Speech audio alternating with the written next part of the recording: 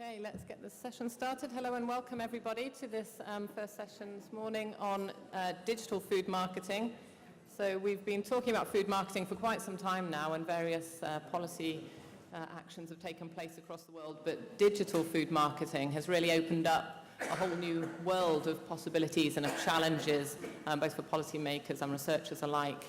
And there's a great deal of interest in this form of marketing, what it can do, what we know about it, and if there's anything we can do to stop it in the name of public health.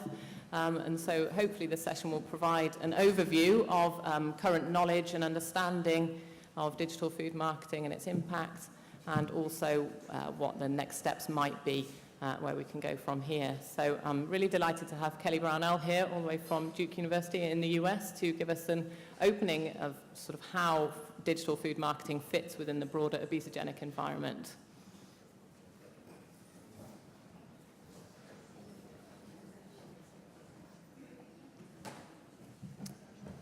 Thank you very much, and I'm delighted to be here, and I'm very grateful to our conveners for putting together this session on what is a very important topic.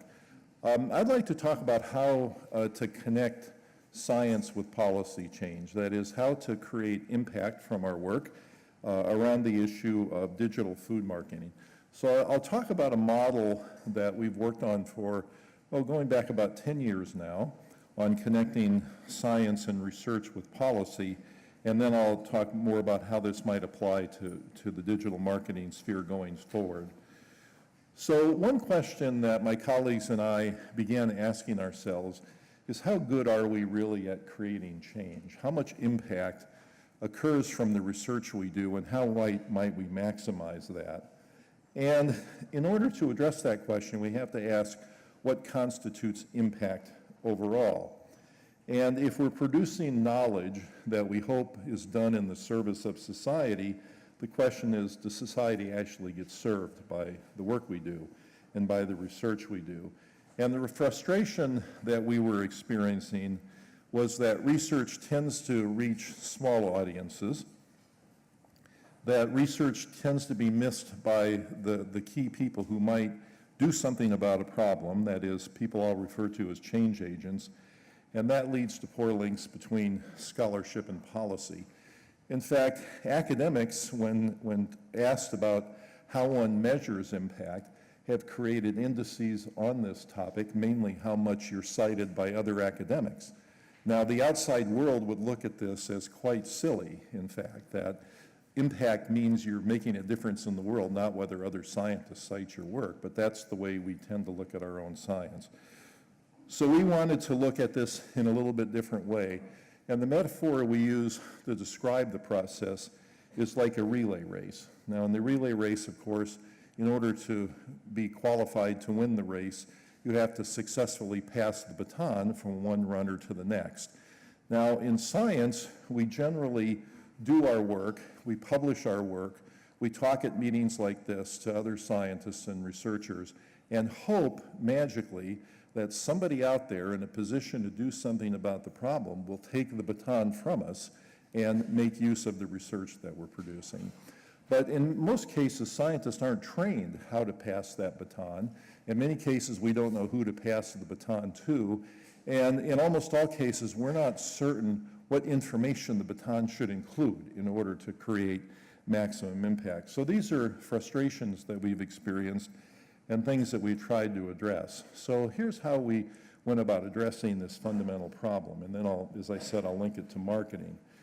So we began asking what lies in the middle there if you'd like research to create social and policy change. In the case of marketing, these sort of things are going to be really important, that there will have to be pressure on the industry, either created by government or by social forces, in order for change to occur. So what lies in that box with the question marks, and what can be done about these issues? So we began thinking about the process like this, that in the case of obesity overall, not just marketing in particular, we began to ask, who are the change agents? Who are the people or institutions in a position to do something about the problem? And there are a number, depending on the particular issue you're looking at. If you're looking at food marketing, it might be different than if you're looking at sugared beverage consumption or fast food consumption, or food safety regulation for that matter. But here are some of the potential change agents just given to you as examples. Obviously, our elected leaders are in an important position to do things. People that run regulatory agencies like food and agriculture agencies are very important. Those that regulate speech and commercial speech in particular are important. The courts can be important. The press can be important if public opinion is what needs to change. The public itself obviously can be important. And then there are other players as well. So we began with this idea of whether we can create virtuous cycles of solutions that begin with identifying change agents, then developing research questions after consultations with the change agents. That then creates the research itself.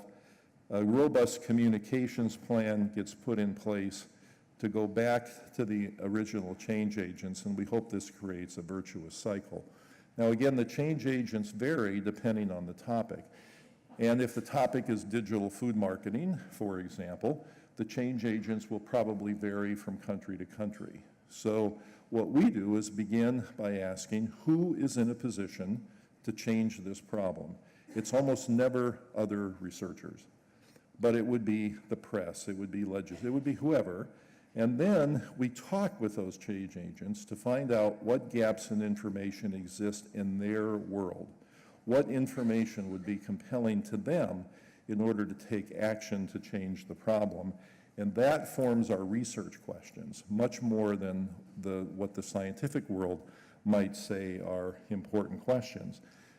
Now, this is what we refer to as strategic science, and we have written a short paper on this, if anybody would like to read and see the model expressed this way. So it's interesting to ask what has to be done potentially to change marketing. And the questions are, at least in my mind, what information presented in what form to which audiences will create true impact. And my belief is that when you look at things this way, you might ask different questions than what we might typically ask. But if we look at state-of-the-art work on marketing, here's an example of really very fine work that's been done by the Rudd Center, which is at the University of Connecticut in the United States. And the person who leads this work up is Jennifer Harris, and she and her colleagues have written a number of authoritative reports called the Facts Reports, and these have gone on now for a number of years and are really quite thorough. And they've had substantial funding from the Robert Wood Johnson Foundation to do this work, and they've spent a lot of time addressing a number of issues regarding marketing, including digital marketing. So if one looks at this state of the literature, what do we know? If you look overall at the whole literature, what do we know about food marketing? Well, we know that the amount is staggering. We know that research has shown there are strong impacts on the ability of children to recall brands, their preferences for specific brands, their requests to parents to purchase certain foods, what they actually eat, sales within categories, taste preferences, and the perceived healthfulness of foods. We know that digital methods are vast, inexpensive for industry to deploy, and hence incredibly impactful and very difficult to measure because they're coming from so many different sources, and these sources in turn are difficult to measure. And we know that industry self-regulation, at least in the United States, has had some impact, but what it's done is it's made a slightly smaller tidal wave of marketing that children are exposed to.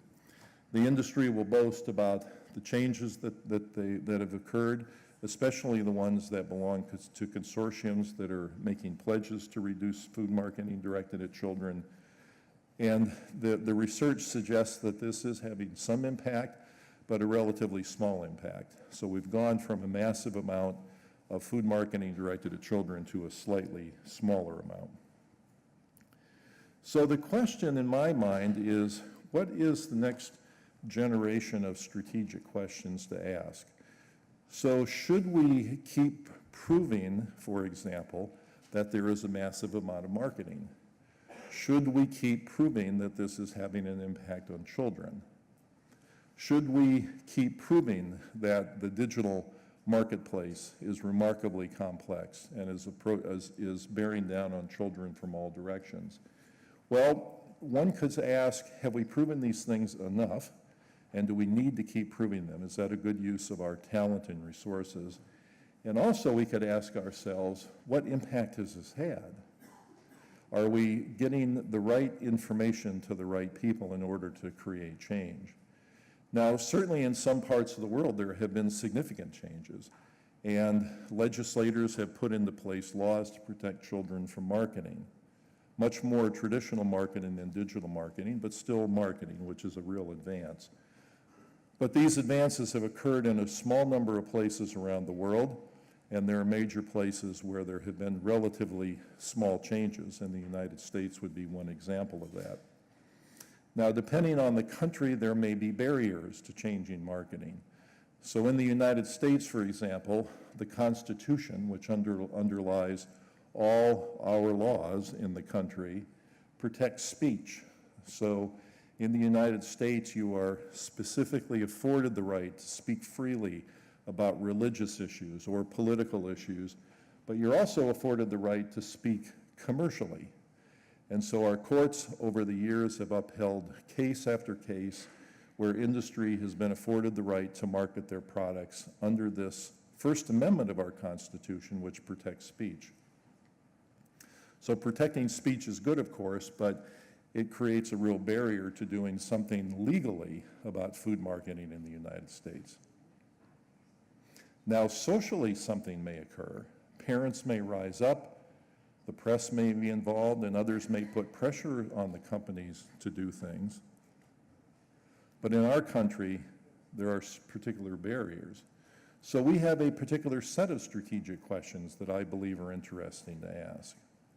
So to me, one of the major questions that would be nice to address and for us to think about as a group are, what are the next generation of strategic questions? And are we asking the right questions for the right audience in order to create change? So if we go back to this model, the question is, who are the change agents? And that will, of course, vary from country to country. But is public opinion the change agent? So do we need to work most closely with the press and develop information that would be most helpful to them? Could it be that there are legal approaches here that might be helpful? Like in our country, is it possible that the food industry could be sued for the consequences of the marketing? And could the lawyers be an interesting change agent? Excuse me, that would argue for producing an entirely different set of information and studies to be helpful to this change agents. Then we can develop the strategic questions, do the research, and communicate back.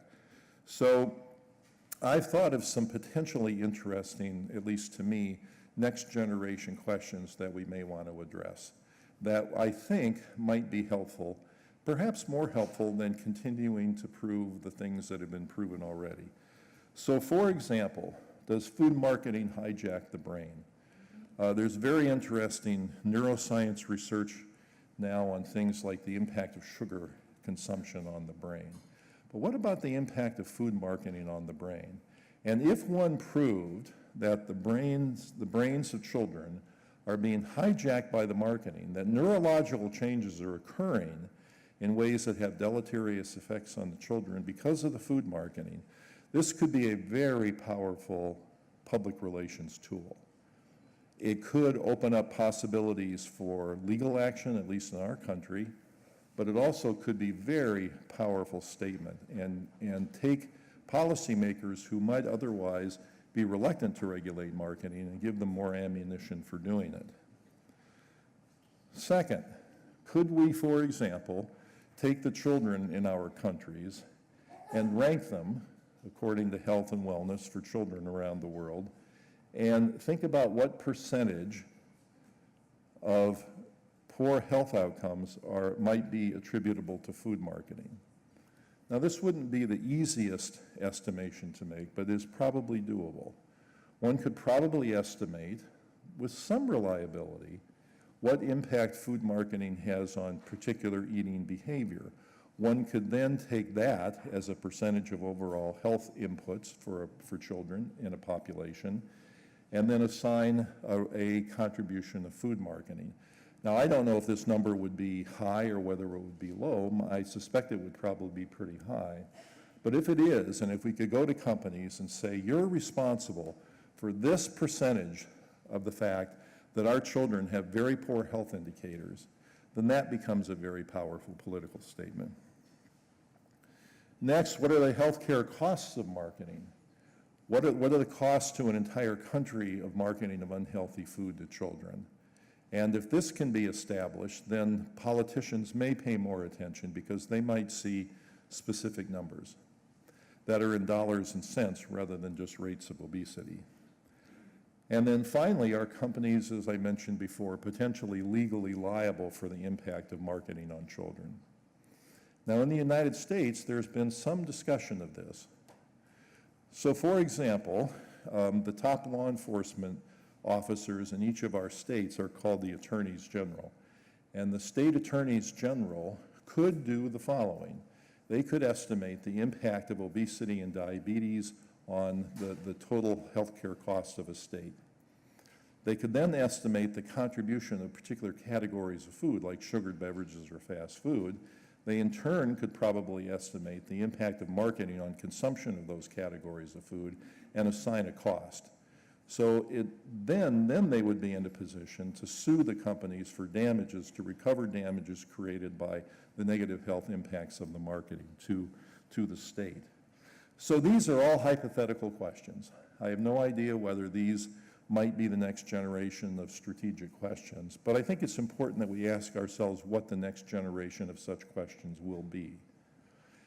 And again, continuing to prove what's been proven may not be helpful because at least I don't see significant impact from that work beyond what's been accomplished already. So maybe we could turn our attention to some of these strategic questions in order to create more impact by identifying the change agents and then developing research and information that will be relevant to them.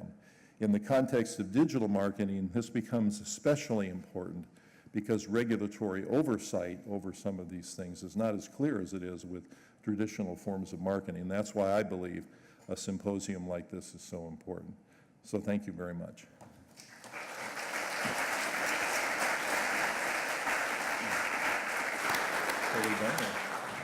So we have some time for questions now. If people could move to their microphones in the aisles and say their name and affiliation. We also have time for questions at the end of the session.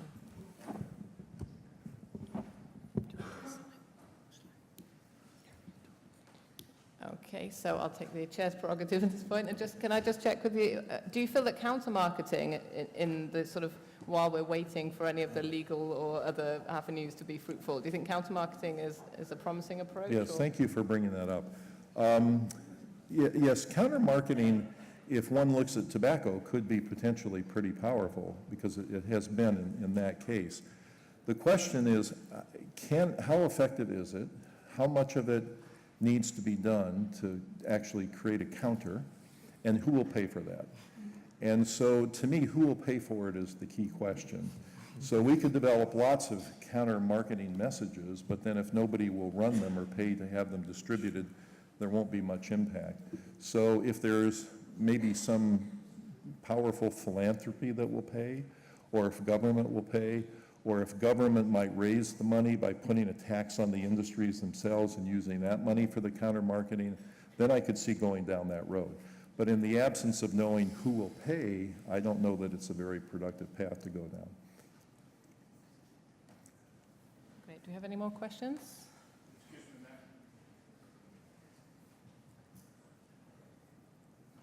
Hello, is from Finland. Thank you very much for a very interesting presentation here. I would like to hear your opinion, or maybe even hear you elaborate a little. Now we have e-commerce growing, which means that the food online retail market will grow very significantly very soon, which means that the whole marketplace will change. So we won't maybe as much have the physical shops anymore, but we will see the marketing coming from, yes, digital channels, but the whole marketplace changing to digital places. It obviously gives us possibilities and challenges and everything. Would you have some comment or elaboration on that? Will it give us possibilities to do interventions before the parents buys their food and stuff like this? Thank you very much. Yes, thank you. That's a wonderful question. There are so many interesting opportunities there because one could work with the digital marketing or the digital companies that are selling the food to create ways that foods are presented and positioned in that context in order to maximize healthy choices. I think that's a promising enough idea. It would be wonderful if some group convened a group of individuals and industry people to start talking about that particular marketplace and to think ahead about how that might be used to market healthy food. So I think that's a very forward-looking idea. Thank you.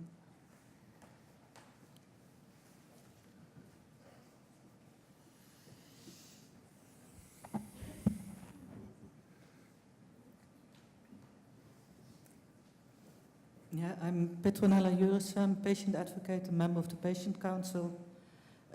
One possibility is that you use the schools and education for bringing out the counter message on and educate children on what is healthy food and what is real food and what not. And that might be cheaper than go the way of marketing. Yes, thank you for that comment. That's a beautiful example, actually, of how that strategic science model might apply. So it would be very interesting to sit down with a group of people who run schools and find out what kind of information would motivate them to do the counter marketing in the schools. My guess is that if you could prove that there was an outcome of, there was an impact of unhealthy food consumption on school performance, on disciplinary problems in schools and things like that, then they might be willing to take action. And then that would become the strategic science to give to them that would motivate them, rather than the traditional science that we now have available. And then they would be in the position to take action potentially. So thank you for that question.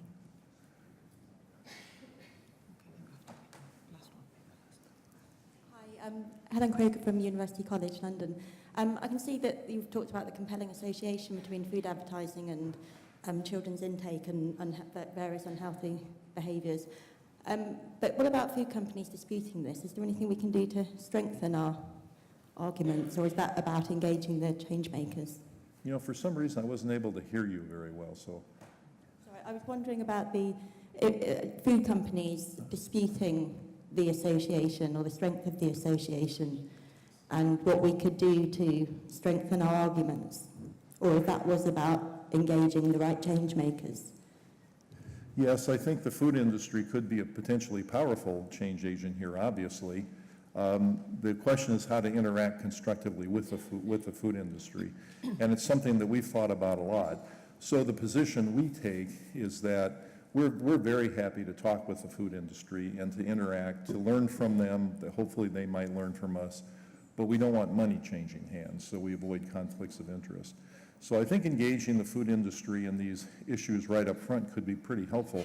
For example, if the food industry felt that they're legally liable for the impacts of food marketing on children, if they felt that there really was legal exposure, then they might be willing to have these conversations in advance of when they might have otherwise. So I think having those conversations could be very powerful.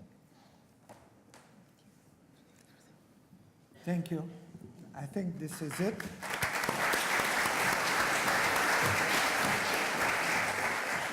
And as the co-chair of this interesting session, I'm very pleased to give the floor to Emma Boylan. She's from the University of Liverpool, and Emma will be presenting about what do we know about digital food marketing and its impact. The floor is yours. Thank you. So I have no conflict of interest to disclose. So what do we know about digital food marketing? We know that digital ad spend is increasing year on year in most markets and has recently overtaken spending on television food advertising for the first time, which is quite some feat considering that digital advertising is far cheaper, as Kelly mentioned, than television advertising is. So we can assume there's a lot of digital food marketing happening. We also know that children are using digital media avidly. So these are data from the UK, but they are consistent with what we found certainly across Europe, and I would imagine that it would be no different in the States or Australia. But for example, we know that children go online for a number of hours a week, even from a fairly early age. And when they're online, they're using social media before they reach the age at which they legally, in terms of the platform's terms and conditions, can have a social media profile. So children aspiring to be older than they are or using a different date of birth to appear older than they are is nothing new. But now, of course, it's applying to social media and then the implications of that for what they see when they go there. We know something about the processes involved in how we receive an advertisement online. And it's fairly complex, as this slide suggests, but essentially there's a sort of data gathering or understanding the user process that goes on that uses our browsing history, things that we've liked and clicked on, but also combines that with offline data, so that something like a loyalty card for a shop or other kind of data that a broker might have. And when those things are combined together, they start to understand the user and their attributes. The advertisers then decide which user attributes and which kind of demographic groups do I want to target, who is most likely to want my product and respond to our marketing, so that they start to identify which user groups they want their marketing to be seen by. And then there's kind of a bidding auction process that goes on where the platforms will sell advertising space in a particular time interval to particular groups. And that's kind of the long-winded data process that goes on behind us seeing an advert when we're in digital media. And the sort of the data gathering that is implicit in that and kind of predicates the whole digital ad system has been in the news a lot lately, and I'm sure most of you would be familiar with the Facebook Cambridge Analytica scandal.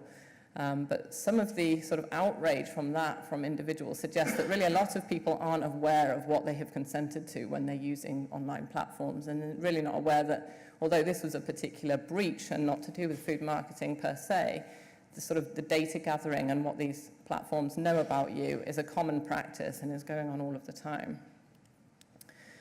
And a lot of this knowledge has been summarized in a couple of publications that I've been involved in lately. So a WHO report on digital food marketing sought to kind of summarize what we know about how much digital food marketing there is, what the techniques are, and what impact it has. And also the paper on the right was really starting to say there are real legal, moral, ethical challenges for researchers in seeking to understand digital food marketing. And while it didn't provide the answers, it sort of started the discussion around some of these issues. So interested parties should refer to those documents. But one of the things we did was seek to create a definition of food marketing, because we talk about it a lot, and it's not always the easiest thing to define, because unlike other forms of marketing, the definition isn't just what it is, in the sense that it's promotional activity that is delivered through a digital medium. But the thing about digital food marketing is the opportunities it presents in terms of the creative methods that can be used, the way that users can be immersed into the experience and become part of the marketing proliferation process themselves, the way that people can be targeted, not just as an individual based on those user attributes we've already talked about, but based on their current emotional state and their vulnerability in particular time points, so that the marketing can be targeted at them specifically based on their current emotional state at the time when they're going to be most vulnerable, and therefore that the marketing would have most effect. So we know already the impact of food marketing in whatever media it's presented in is a function of exposure and power. So in order to understand how impactful it is, we need to know how much of that marketing it is, what's the reach of that message, how frequently are people being exposed to that message, and also what are those creative methods that are being used, what's the content of the message, how persuasive is it at influencing behavior, and those things together combine to generate the impact that we know marketing has on food preferences, attitudes, consumption, etc. So in terms of what we already know about what's happening in digital food marketing, it's not a great deal. We know some stuff about what kids might see when they go online. So we call this potential exposure, because we don't know for sure that this is where children are online, and in fact we suspect that this isn't where they are online. So what we know is that if you go to the website of a food brand or a food company or a particular product, there will be child-oriented material, there may be a kids area, there will be advert games, there will be cartoons and stuff to engage children. Some people have also done analyses of not the websites necessarily of the brand or targeted at children, but websites that are popular with children, so ones that you'd expect them to be exposed to. And as you would expect, when people do sort of content analyses of these types of sites, as we find with programming on TV, for example, most of the products are unhealthy, most of them don't fit into what any country would have as their recommended diet, and that the techniques that are used are often very much of appeal to children, very engaging for children, and so that these unhealthy products are being promoted in ways that children will respond to. In terms of social media, it's a lot more difficult to assess because, of course, what I see when I go onto social media is not what a child sees when they go onto social media, for all the reasons I mentioned before about the targeting and the profiling. But studies that have looked at this have said that the products that are popular and proliferating through social media and being passed and liked and engaged with in social media are those unhealthy products.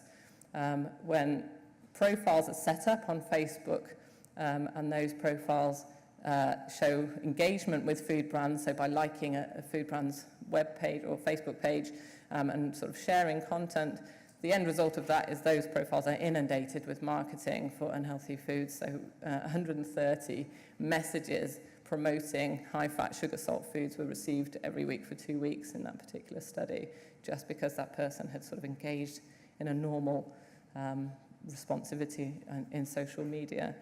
And then a sort of a pilot study from Sweden that was looking at how food is represented by adolescents on Instagram. They used a hashtag to search for content that had been posted by 13-year-olds on Instagram. And they found that a lot of the images of food showed clear influence from major food campaigns. So there was a lot of branding present. The positioning of the food and the way that the food was being presented was sort of eerily reminiscent of the marketing campaigns that had been run by those brands. So whether those children were doing that deliberately or not, that message had sunk in and was then being distributed via a peer sharing network online. This is a meta-analysis I conducted looking at the impact of short-term acute advertising exposure on immediate food intake in children and adults. We can ignore the top section, which is the adults in this instance, not because it's adults, but because all of those studies were television and not digital. But in the bottom section, there's 4 studies were on advert gaming. So there's sort of immersive, online, interactive, brand-focused games that children might play on a food brand website. And when children were exposed to those games versus non-food games or no game at all, afterwards their food consumption would have gone up substantially. And what we saw there when we combined all these data together is that the impact on consumption of digital food marketing was consistent with what we found previously for TV.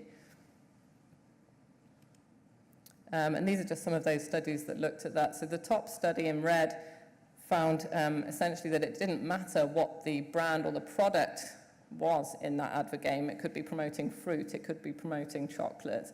Children still ate more as a result of that food cue exposure. So it was just a simple kind of prompt to consume, and there was no evidence that children were sort of discriminating in terms of the healthiness of the product and responding accordingly. The second study tried to see whether children would be able to withhold themselves from this kind of natural cue responsivity. So if they were told they would be rewarded if they didn't eat after the advert game, food advert game exposure, children who were impulsive after exposure to an unhealthy advert game were not able to do that. So it really shows that unhealthy marketing online in particular, and in children who are already known to be impulsive, are simply not able to control that. So this type of advertising overwhelms their own ability to resist. And the last one was looking at eye tracking, so that the gaze, the fixation and the duration of fixation was measured. And they found that the children who immediately their attention was grabbed by some sort of food message, so the brand logo, brand imagery, or the food product, if their attention was grabbed by it immediately and held there for a long time, those who did that more, so that the attention was grabbed most quickly, their attention was held for the most amount of time, responded most, so ate the most afterwards. So it really is something that we need to understand more. Any of you who are in the nutritional childhood obesity session just after lunch yesterday will have seen this already, so I apologise for the cross-posting, as it were. But Anna Coates, my student at the University of Liverpool, has just conducted a study looking at a different form of digital food marketing, which is the vlogger, video blogger kind of influencer effect.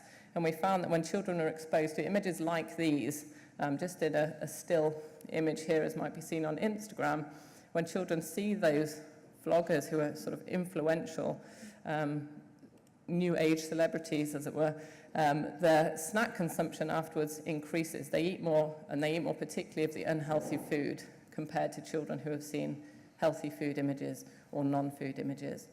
And this is a lot more of an implicit form of marketing that we wouldn't pick up through content analyses of food brand websites. So even that sort of exposure seemingly is powerful. This is a recent systematic review that looked at digital marketing for all sorts of unhealthy commodities and kind of summarised what we know about those things. And they found there's a lot of evidence, particularly for alcohol, that digital marketing for those products increases current consumption and intent to consume. But there are far fewer studies doing that with food. And they're interesting, they picked up that young people were skeptical of advertising in Facebook, but that they didn't see all forms of marketing as marketing. So if it was a sidebar ad that was very clearly brand driven, or it was sort of separate from the content, they were skeptical of that because they could tell that there was an advertiser motive there. But if it's sort of more implicit or built into the user experience, then they're not seeing that as marketing, and therefore any form of defense they may have would not be used. And corporate social responsibility efforts around energy drink companies were shown to influence young people's perceptions of those products. And digital marketing lends itself very well to a brand being able to cultivate a particular image or particular associations between its brands, and in this case something like kind of masculine images, and an overview of that company being showing corporate responsibility was enough to have those young people believing that they had a greater interest in that brand and that product. So we're continuing to try to find out what's going on. We don't know a great deal, but we do know that brands and industry often report that digital marketing amplifies traditional media effects and has massive impact on ad recall, attitudes, purchase intention, and all of this stuff. But the problem is that we don't have access to that data. All of their data, all of their research that they do to know that this is impactful is kept under wraps. They have all of that massive data about who's on what website, when they're there, what they're clicking on, what they're doing when they're there, and we don't have that. So we're starting out from a position of them being very powerful, the likes of Facebook and Snapchat and all these companies, and as public health researchers, we can request to use that data, but the rule is that you can't have it if what you're doing does not support or in any way might damage their business model. And given that their business model is driven by advertising, I would imagine that if I requested their data, they would tell me where to go. So we don't have that. We have to find another way to do this. Primary data collection is not the same as it would be for TV. We can't simply see what is being put out there and quantify it and look at the messages in the same way, because, as I say, what I see online is not the same as what a child sees. It's individual and it's behaviourally targeted, and that brings challenges. There are also ethical challenges. So even if we were able to get a particular individual willing to show us what they're seeing in social media, by implication, we would then be seeing information about their wider social network as well. And if those people haven't agreed and consented to participate, then there's an issue there about how you deal with that. And of course, there are legal considerations as well. I'm sure you're all familiar with the General Data Protection Regulation that comes in, I think, tomorrow. So you'll be getting all of those emails about, we want to keep in touch with you, click on this and modify your preferences so we can keep using your data. And within the GDPR, there are particular considerations given to scientific research. So they understand that there's a need for a balance between information sharing that's in the public interest versus the need for individuals and their data privacy. But then you do still have to be careful, because even if something is in the public domain, if it's on an internet platform or a social media platform, then there's still a legal position where somebody could argue that they believed that information was sort of the word reasonable expectation of privacy. So they've put it out in the public domain, but they still have a reasonable expectation that that won't then be taken by a researcher and proliferated. Legal terms and conditions of platforms. Legally, you can't set up a fake account in order to see what happens. Facebook has that in their terms and conditions, so you'd have to be willing to face the potential wrath of Facebook's lawyers if you were to do that in the pursuit of data on this subject. But arguably, research in this area is of genuine social benefit, so I don't think we should be put off by these challenges. But as Kelly says, there's also the argument that we've already demonstrated these effects a number of times in another media. So there's an argument that we should just take a precautionary principle here and not wait for 30 years of evidence to be gathered on digital marketing, by which time it would have moved on to something else anyway, and that we should just say fundamentally we know marketing is harmful, and therefore we can act on a policy basis or any of these other use any of these other levers in order to start to protect children without waiting for all of this to occur. Thank you very much.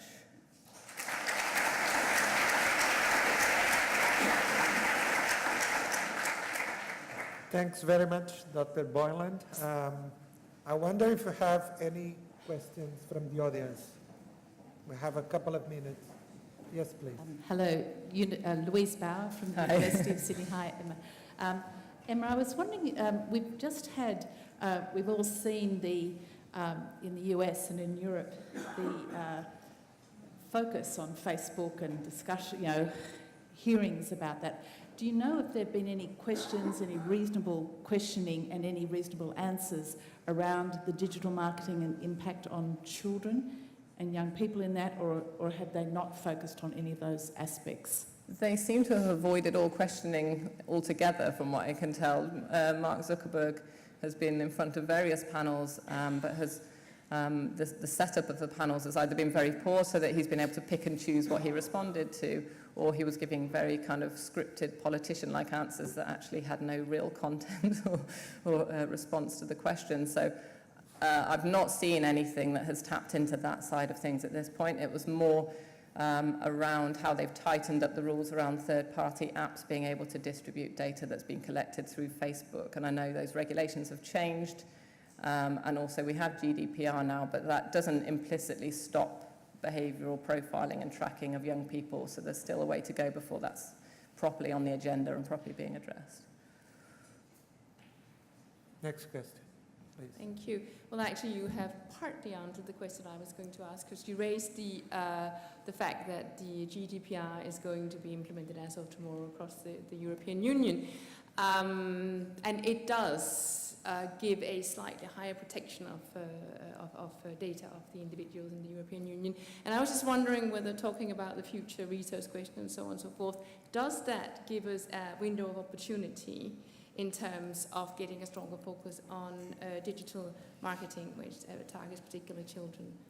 I think it's an opportunity to raise awareness and, like you were saying, sort of get the parents on side. I think it's very much in the public eye at the moment that this is a thing and that they have these data on us and we're being tracked everywhere where we go online as a result of GDPR and everything. But what that does is say that users have to be more informed about what happens with their data, and there has to be a more explicit consent process for the use of that data. Now, arguably, even adults aren't able to fully comprehend what it means when we say, yes, you can have my data, and yes, I consent for this to happen. So not only would we not expect children to be able to do that for themselves, but even suggesting that a parent would be able to do that on a child's behalf really is it's not true informed consent when we don't fully understand that. But I think the awareness that has come as a result of GDPR coming in and as a result of those scandals, does suggest we have a window of opportunity to say, that's awful, but this is also going on online and we need to deal with it. Can I elaborate a little bit on the question? One sec. No, it was actually what I think was more like making the linkage between the fact that policymakers have accepted that there is a need for protection of personal data, to actually remind them that there is even greater need, perhaps, to protect children from the very invasive digital marketing. Sure, yeah, I think that there's an implicit argument there that, yes, something needs to be done to stop the sort of free-for-all we have at the moment. But part of that will be, as you say, getting kind of parents and the general public aware that although there are other issues of sort of like grooming that seem more immediate and more dangerous when we're thinking about children's online behaviour, that actually that this is also happening and we shouldn't ignore it. Last question, please.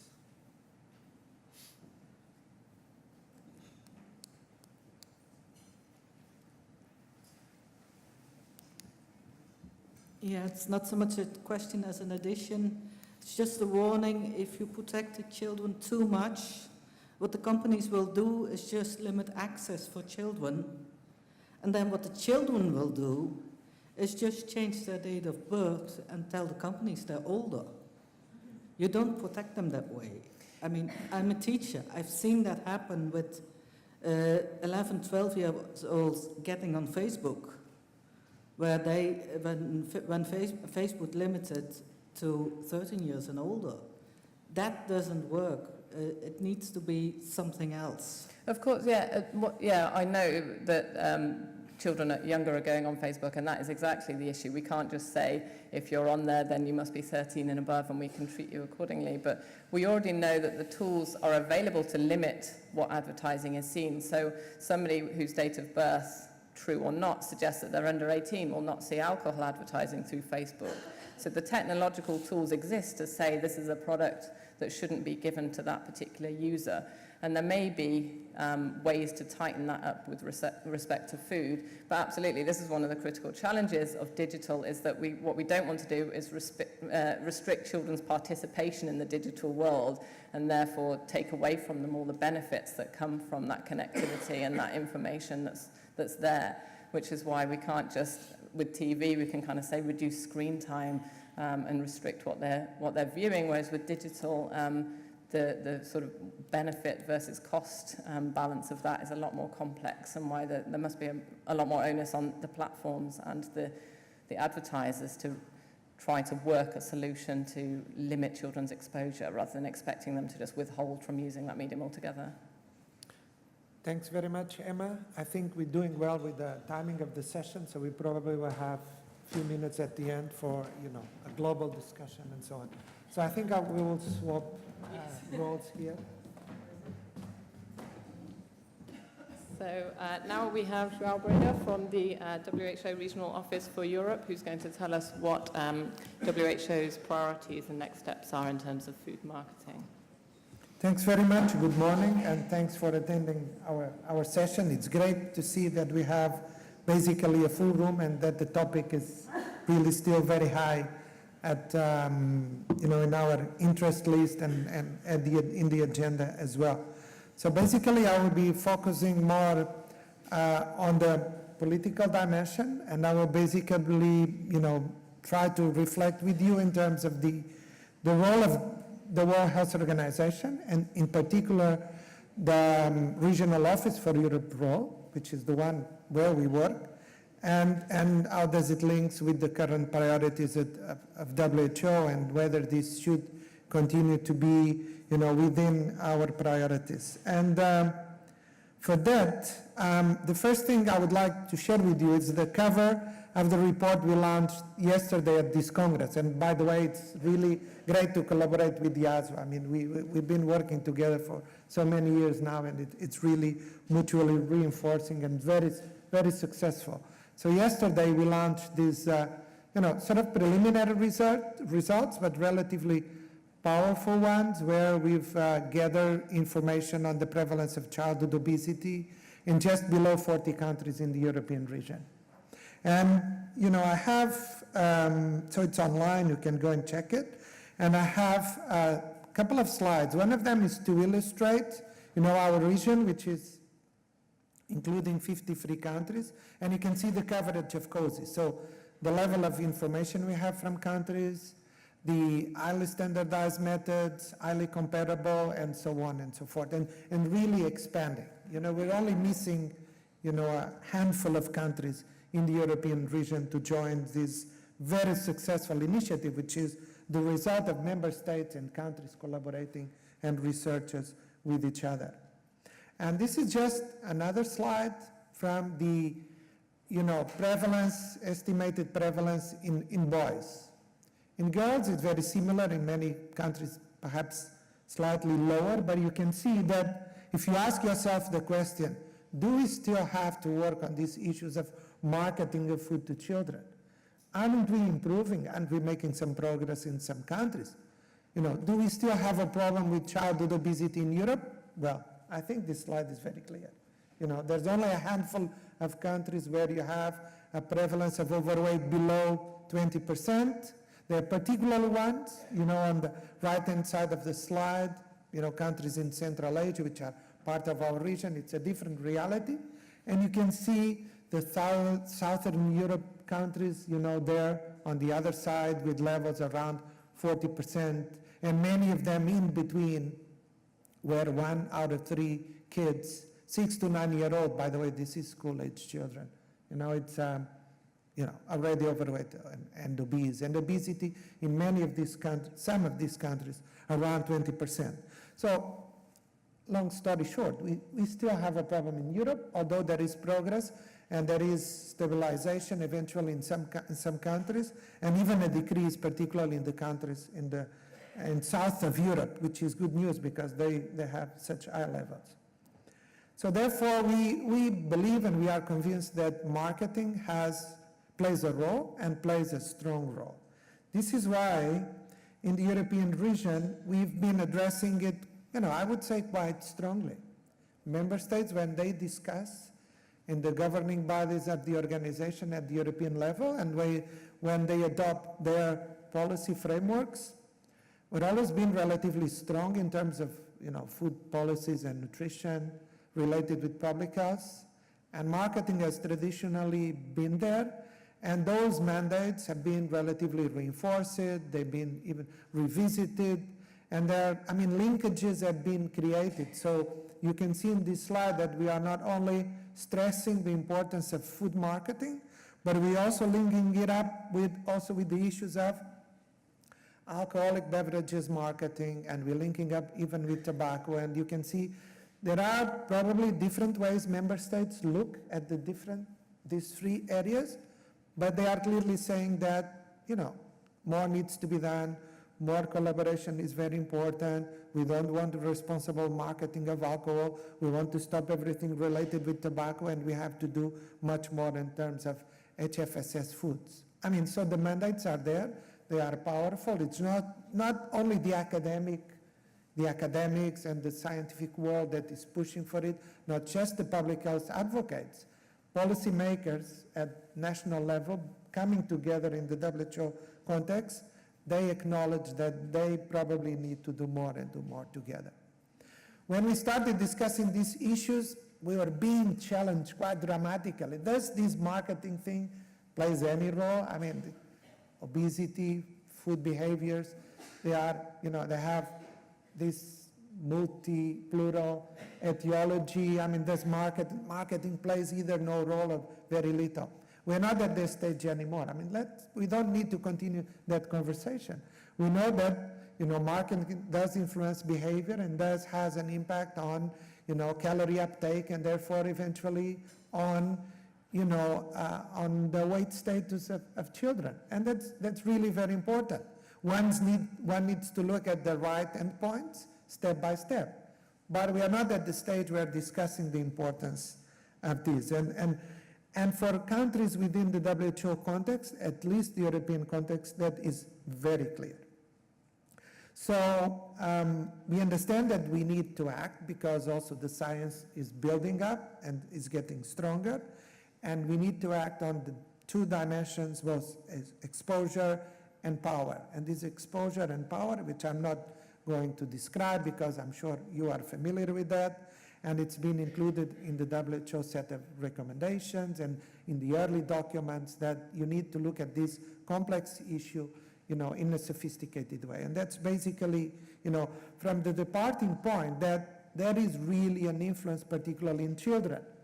And of course, I don't resist to show the slide where Emma's study is really, highlighting there the influence that marketing has on consumption, is the perception, the attractiveness, and all of that, but showing that marketing of foods does influence behavior by kids, it's really important. And I think that has now been shown in a relatively powerful fashion. So we have a long history of working in these issues. They go back to the proceedings of the World Health Assembly, which is normally always running in parallel, also again this year, with ECO, by the way. And today is the way where we are discussing NCDs at the World Health Assembly. So we're keeping an eye on that side of the aisle because it's very important for us as well, because there are many strong forces against, doing more on food and public health in this area and the NCDs in general. And we have to be together and continue to be very, very strong. Otherwise, we're going to be defeated. But in the European region, inspired, of course, by the global, discussions and discourse and frameworks. Of course, the most important one is the set of recommendations that have been adopted in 2012. But the region in Europe, we took it very seriously. Member states wanted to do more. And I would just like to highlight that by developing, for example, a specific nutrient profile system to be used by member states in terms of addressing and controlling marketing was really a milestone and a landmark publication and tool. And very recently, we really acknowledge from our collaboration with the expert community in Europe that digital marketing was really a very important issue. And a couple of years ago, we didn't know much about it, and we gathered the scientists together, and at least they started discussing the issue. And, more questions than answers was really, we were able to produce at the time.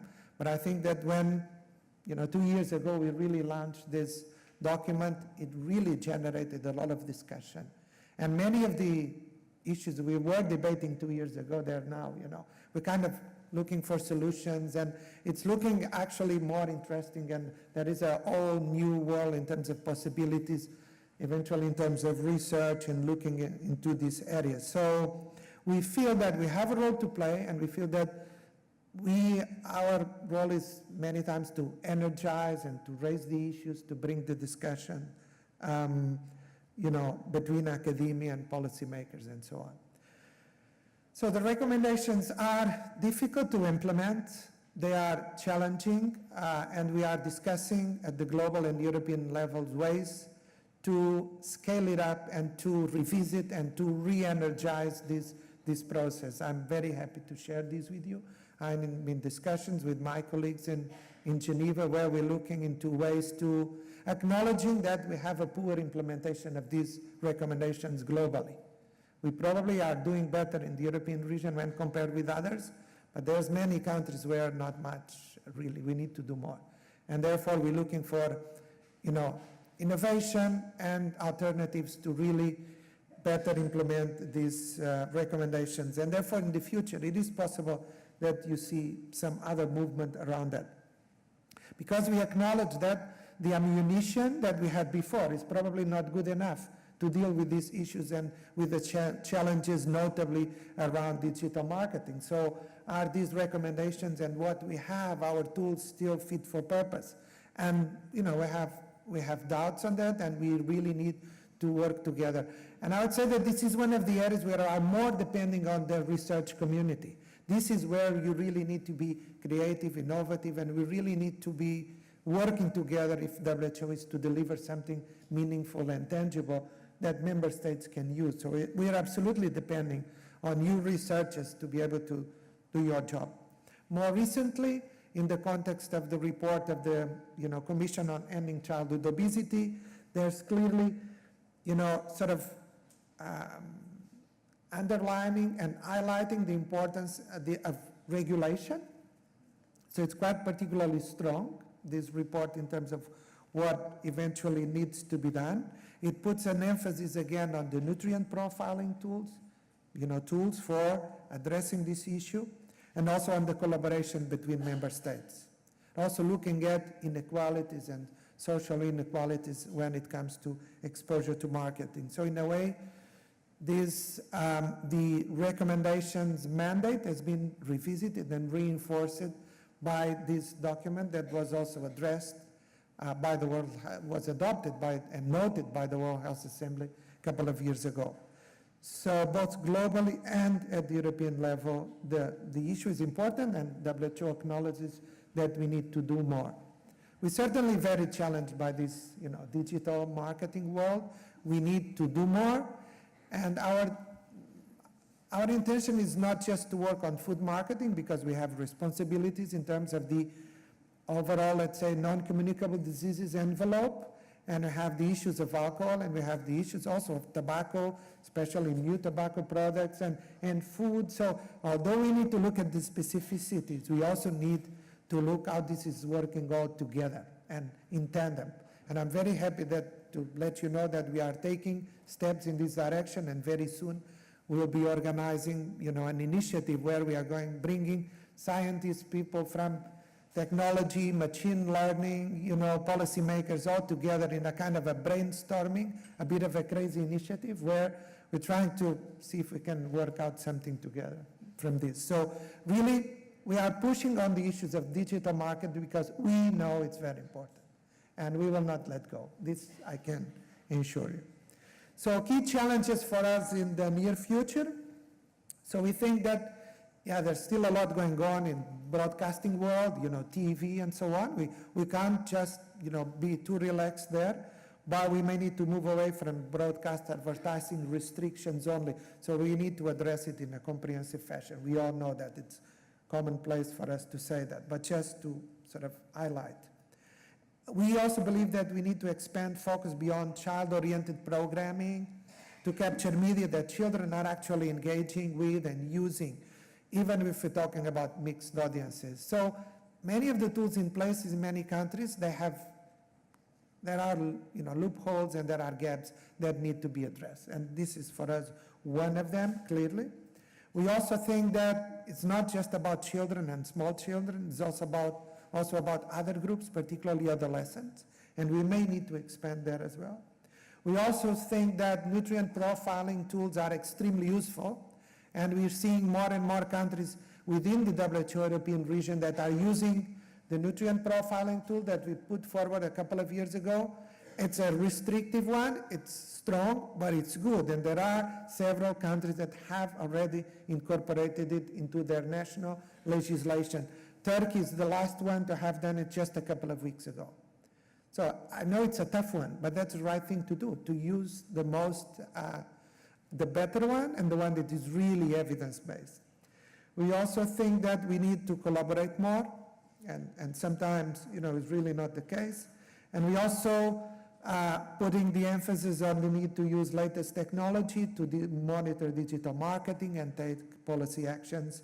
And as I said before, we're looking at the connections between all these risk factors around the non-communicable diseases. So I think I would stop here. I've saved 1 minute for the discussion at the end. Thanks very much.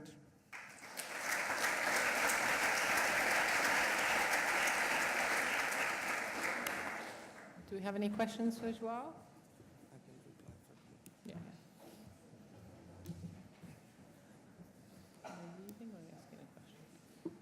Well, if I could ask you, in your experience, you've mentioned already that several member states have made policy progress or have brought in restrictions. In your experience, is there a commonality amongst those countries that have achieved progress in terms of how they affected change? Is it simply a case of a sort of window of political opportunity, or is there something that those places did that other states could look to emulate as they look to make that same progress themselves? Yeah, thank you. I think that what previous speakers said, that there's the public and the parents and the media, and there's certainly kind of a magic moment where there is a strong interest from the politician, and there's really a window of opportunity. And sometimes you see countries that were not that much interested for a long time, and suddenly action can happen. So you really need to keep an eye on it. You need to be persistent. This is policy, and sometimes you have 2 steps ahead, 1 step back, but you really need to be persistent and seize the moment when the opportunity comes. Be ready to provide support to policymakers, and change may happen like suddenly. The country I gave the example just before. I mean, it was difficult, very big market, but then suddenly, it's all incorporated into legislation and really making sense. So I think it's about the window of opportunity, but also have the evidence and have the tools available. Do we have any more for João now, or can we move on? I think we're ready for you, Tim. Thank you. So we have Tim Lobstein here from the World Obesity Federation, who's going to be talking us through their approach to food marketing. What's next for policy? Thank you, Emma. Thank you to all of you for staying for this last session. I really don't know why I was asked to talk about what's going to happen next. I must be one of the oldest people in the room, and somehow I don't think I'm going to even see what's going to happen next, let alone know anything about it. I work for the World Obesity Federation, which is an advocacy organization as well as a professional society, and I hope many of you in the room are actually members of your national obesity associations, and then you are members of us as well. And I have, I think, no conflicts of interest to declare. In order to look forwards, you have to look back a little. I think that was Epaminondas, the Greek philosopher, who walked backwards because he believed he could see where he was going by looking back. I just wanted to ask myself, firstly, what's been happening with television? Because we had a big flurry of interest in TV advertising back about 10 years ago, and promises from the industry that self-regulation would solve this. And for the next 8 years, we've been having self-regulation introduced over this region. As you can see, back in 2007, a high proportion of food advertising on children's TV was for high-fat sugar foods. 60% Greece and Italy, 80% in Germany, 90% in Bulgaria.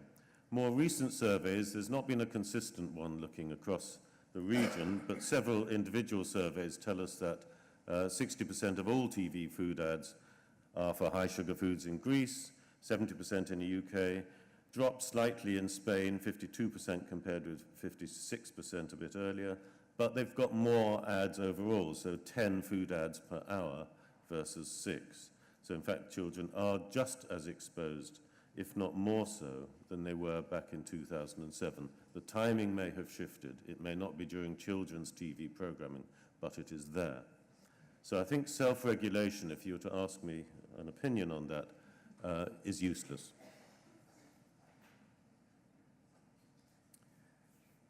The second thing is that we have for many years focused on children, and I could question that, but there are good reasons for focusing on children. They are vulnerable, they're persuadable, they are generally not held responsible for their actions. Parents are generally very protective of their children, so that gives you a political way in, because parents may act politically or vote to protect their children. Politicians like to show that they are fond of children because that gathers the parents' votes. And there is a general recognition that society has a duty to protect children. And virtually every country in the world now, I think, is a member, has signed up to the Convention on the Rights of the Child. I'm afraid the United States is one that has yet to sign. But there is this general understanding that children need protection. So working on advertising to children probably is the most successful way we can move forward. We needn't talk about it now, but I would argue that actually adults are almost as susceptible as children are, even as old as I. So, thinking about children and marketing to children, there are two clear competing interests. There's children's health and well-being, and this is the sort of advocacy positions that many of us organizations take. And then there's the freedom to market, the freedom of speech, which Kelly referred to particularly protected in the United States, but generally protected. The freedom to market, highly protected across most of westernized economies. And in order to protect children's health in a context where there is a freedom to market, you need to have market justifications. You need to give economic reasons as well as health reasons for protecting children. And that can be quite difficult. So you have to show that children are not responsible for their own behavior, are not responsible for their choices, and economically are not independent actors. And I think we've managed to show that for gambling. We've managed to show that for gun control to some extent. For pornography, maybe. For alcohol, I think there is some move towards restrictions there, and certainly tobacco. And junk food, is that perhaps the next one on the list? Can we perhaps strengthen our attitudes towards junk food as we have to these other, if you like, commercial interests? Gambling, guns, pornography, alcohol, big commercial interests.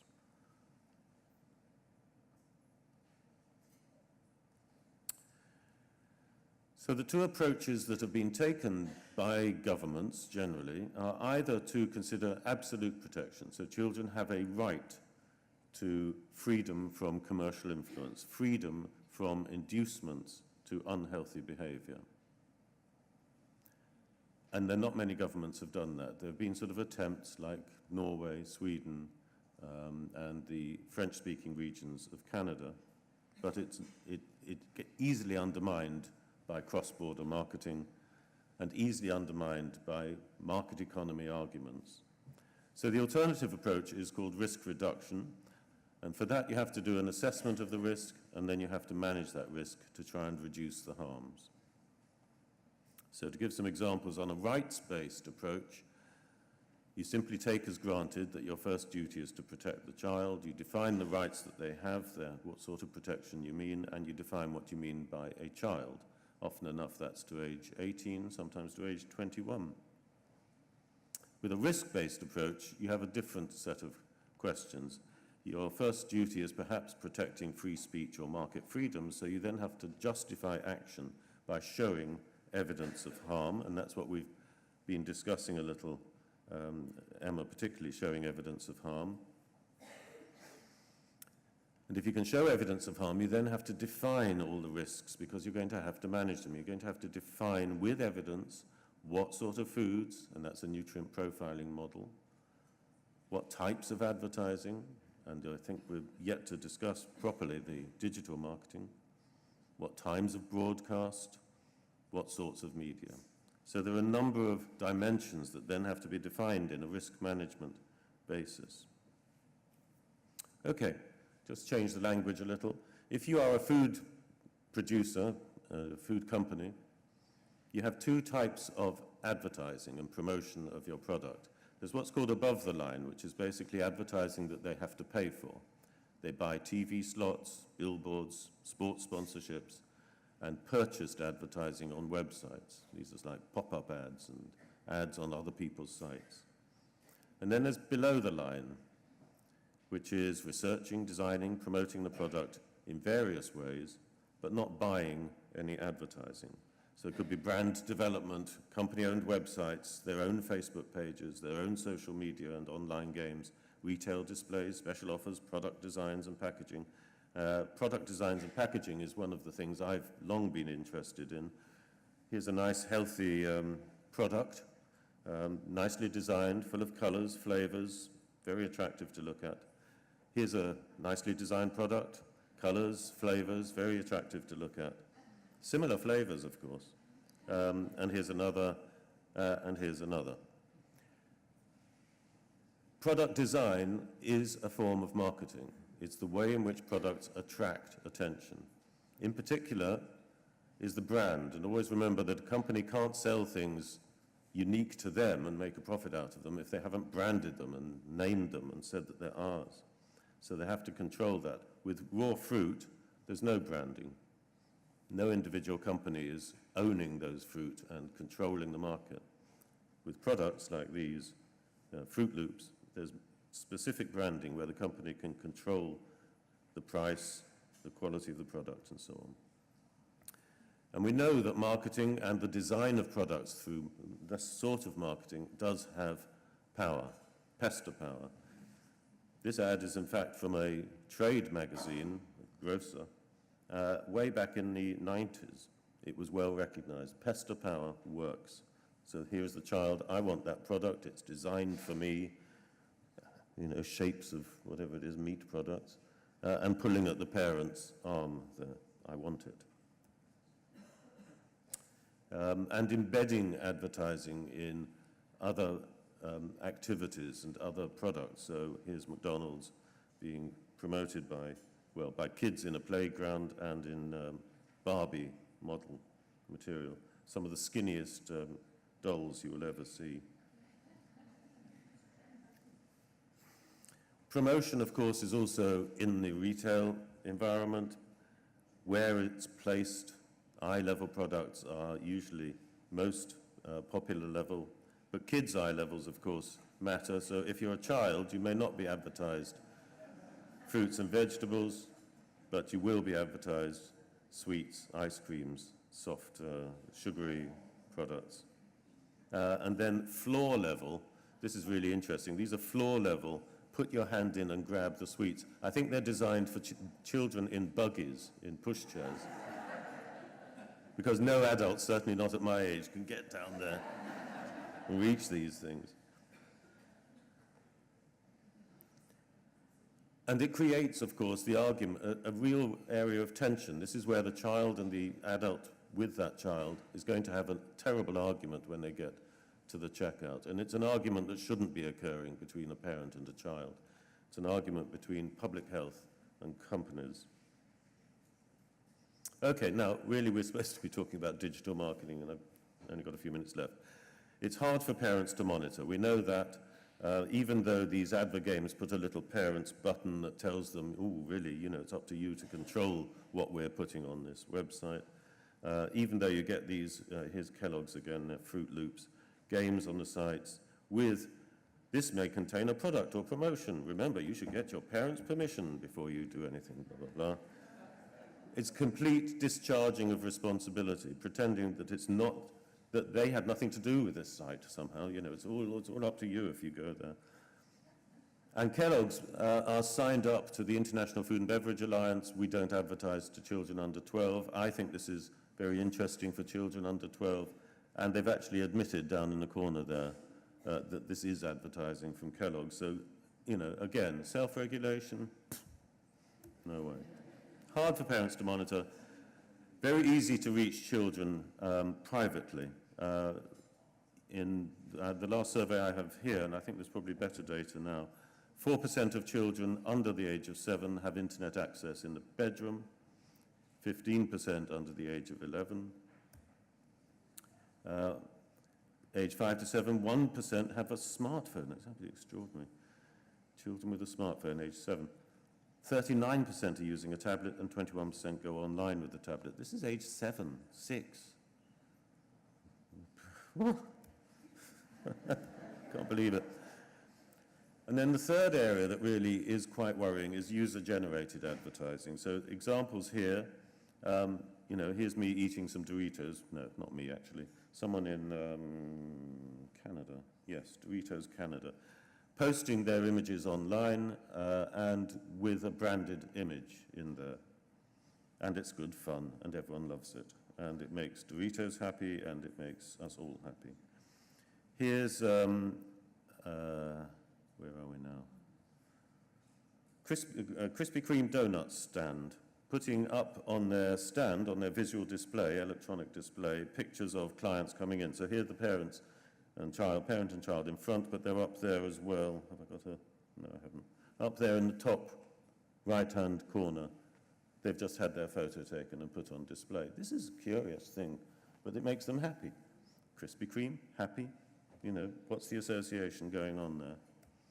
And of course, loads of selfies in front of famous objects. So here's the Coca-Cola truck going around delivering free Coca-Cola at Christmas time. There's a Father Christmas at the back end of the truck, Father Christmas logo, you can see him there.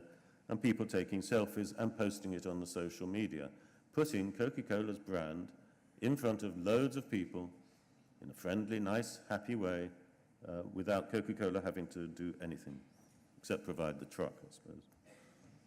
Now, what's interesting is Coca-Cola says on their website, use of Coca-Cola trademarks, Coca-Cola logos, only used in conjunction with goods produced by Coca-Cola or with the express prior approval of Coca-Cola. Now, is that photograph a goods produced by Coca-Cola? No, it isn't.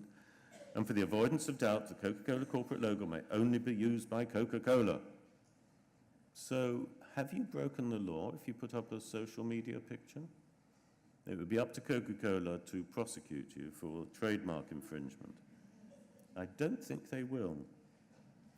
Now, this is the classic example. Take a picture, put it online. This actually comes from the Coca-Cola's own website. So they are encouraging you to break their own trademark regulation. Ugh. Now, I'm nearly done. Australia. The Australian Advertising Standards Bureau say that brand-owned websites and brand-owned social networking pages, and of course a lot of companies are encouraging this selfies and these photos to be put onto their social pages owned by the company. These are marketing communications.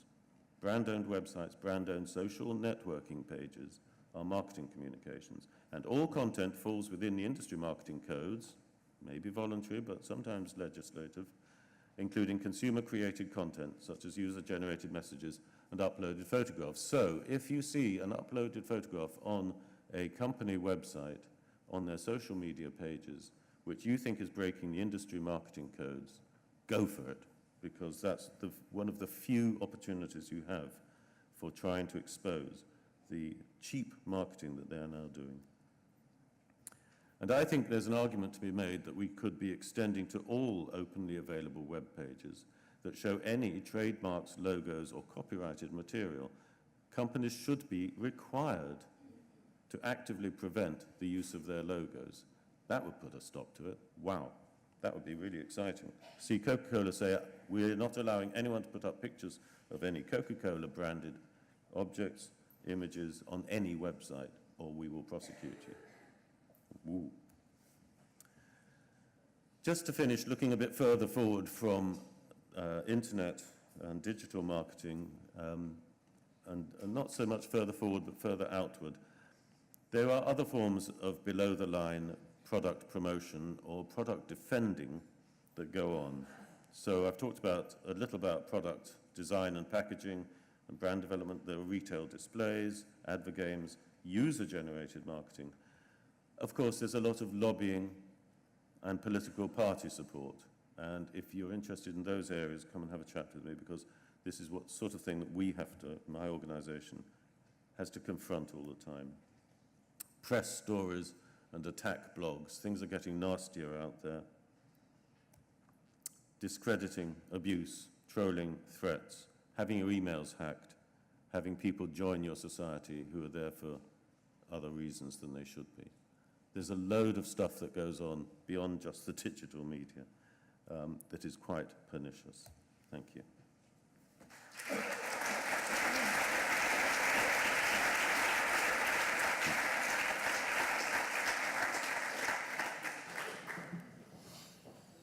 Thank you very much, Tim. Does anyone have any questions? Hi. Swati Kagankar from the Almond Board of California. Okay, so I basically wanted to say that all of the talks, including yours, have been very interesting and of course help increase the appreciation for the amount of work that needs to be done in this area. But I would like to play the devil's advocate just for a moment here and ask if this work is being done in collaboration with change makers or people in charge of policies in all different areas, or is it only in the digital media? So for instance, the reason why I ask this question is because if we look at, I completely understand the reason behind why kids would get influenced by this, and let's put kids aside for a moment, but even adults. I think there is digital marketing that's available for equipment like Peloton, for instance, where you see people getting on this, stationary bike, sweating beads and resulting in rock-hard abs, and that's, of course, something that adults would want, but it's not something that adults go ahead and order as soon as they've seen the commercial. But they do order food, and they do order junk food, and I think instant gratification has a very, very important role to play in all of that. How are we fighting instant gratification as we embark on this journey? I think they're a bit more subtle than that. It isn't necessarily instant gratification by the consumption of the object. You can get gratification by liking the producer of the object. So you get to like the advert, and that means you like the brand, and you have warm feelings. Most of Coca-Cola's TV advertising is not expecting you to take a bottle immediately because you're in your home and you may not have access to it. But it is generating good feelings. It's about being happy in the world, about singing songs, about polar bears, all manner of things that make you feel good. And it's the feel-good association is all they want. They don't need anything more than that. Next time you're in a shop, you'll be going down the soft drinks aisle if you're stupid enough. But the thing that will jump out is the one that made you feel good. And that's the one that you'll stop and think, oh, I'll just take one, maybe the diet one.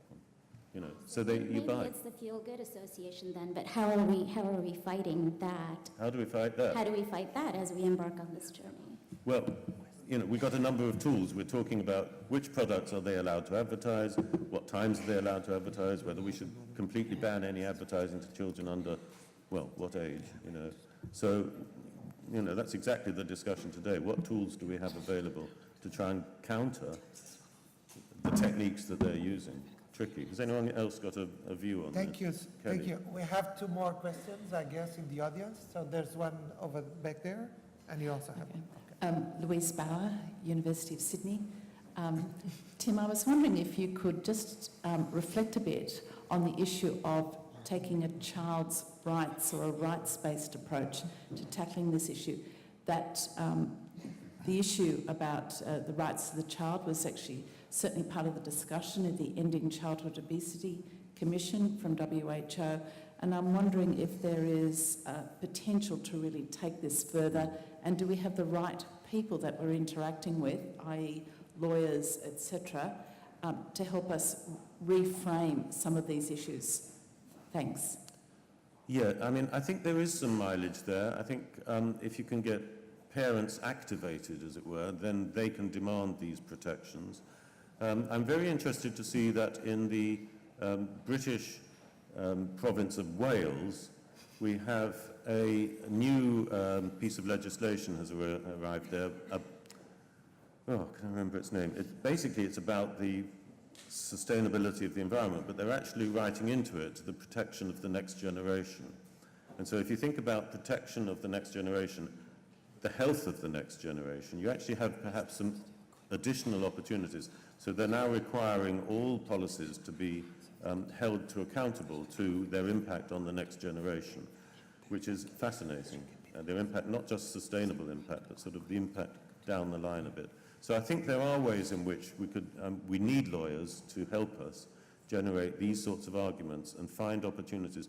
I think British Columbia in Canada also has a sort of a public health legislation which they haven't actually used sufficiently that allows them to ban processes or products that may affect health in a broader sense than we've usually used, and that would include advertising of junk food. They explicitly said that could include that. They haven't actually done it yet, but Canada generally is moving in that direction, which is exciting.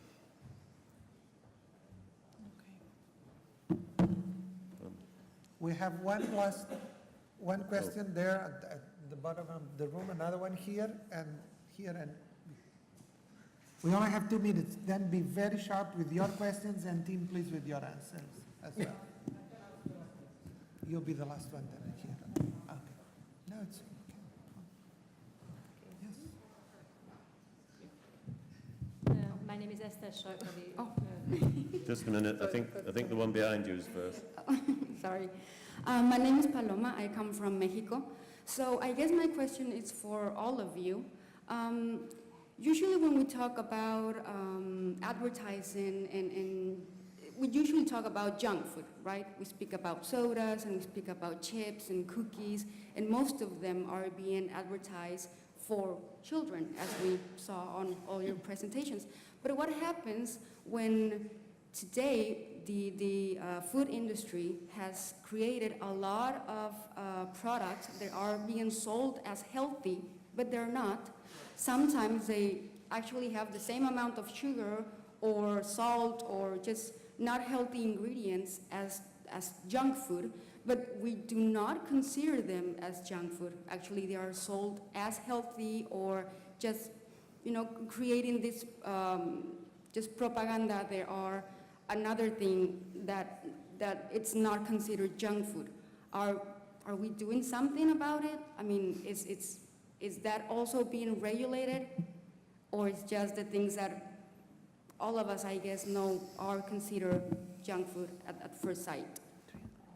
I'm not sure I can answer that, except that there's a nutrient profiling schemes, and particularly in the Pajo region, which Mexico is part of, there's a move towards defining ultra-processed foods as being the enemy and not normally processed foods. So bread is a normally processed food, but a pizza would be ultra-processed because it's a multiple combination of processed items. So that's an interesting distinction that might be helpful here. But basically, you're talking in most countries about risk assessment. So you have to show there is harm, show there is a risk.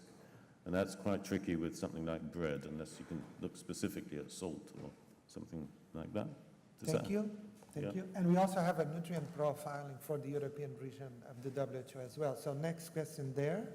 Hello, my name is Rana Saleh. I'm from the American University of Beirut, and I'm also a member of the Governance, Ethics, and Conflict of Interest in Public Health group. My question is not actually a question, it's a comment for all the speakers and even for the audience today. So thank you, Tim, for mentioning the below-the-line marketing strategies. I think one extra strategy is actually the sponsorship of the private food industry and the nutrition industry for the researchers and for activities and interventions within the public health field and public health and nutrition field. And most importantly is actually the use of corporate social responsibility in the wrong ways, if I can say the wrong ways, and even sponsoring researchers themselves. And what strikes me very much is that until this day, and until having so many experts in this room, and even WHO guidelines and WHO representatives here, we are still seeing conferences that are being sponsored by the private nutrition industry. Whether it's healthy or not healthy, however, the risks are still considered high. So if WHO can comment on this, or anyone, or even just raise the issue among the audience about conflict of interest and the importance of stopping this and controlling this, that would be very great. Thank you. Thanks. Tim, you would like to comment on that? Yeah, well, I've never been offered enough money by the industry to tempt me to become conflicted, so... it is a huge problem, and certainly the funding of university departments by food companies for their nutrition research is very dangerous, obviously, and undermining of good quality research. I think Kelly himself has shown in papers how the nature of the results of the research is influenced by the funders of that research, and that is, basically science is corroded and undermined by the funding of it. What can we say, except, all of us, it's down to our own struggles in our workplaces to resist the inducements by the food industry or others to take over our work program. Tricky. In terms of the WHO, because I was asked the question as well, we do have internal rules, and we have a framework for engagement with non-state actors, and we participating in conference and things like that, they follow the correct internal procedure. And, this is very serious, your question, very important, and we have really to take that into account. We have the last question here. Yeah, it's more of a comment. Thank you very much for your talk. It was very interesting, but I must say, the picture you've chosen, I find that very distracting. It's almost nauseating to me. to see such a small child with fries, and I can understand showing it with one slide, but next time, please choose another picture. Really? I put it there to challenge you, to make you think, why is that child reaching for those chips? I think it's... Well, I we know can- why, but for me, it's very distracting from the subject of your talk. I mean, because it makes me ill thinking about that. And Well, in a sense, I want you to be disturbed. yeah, so if well, you're you succeeded, but okay. Yes, and on this note, on this challenge, Thank you. thank you very much. It's been very exciting. Thanks for attending.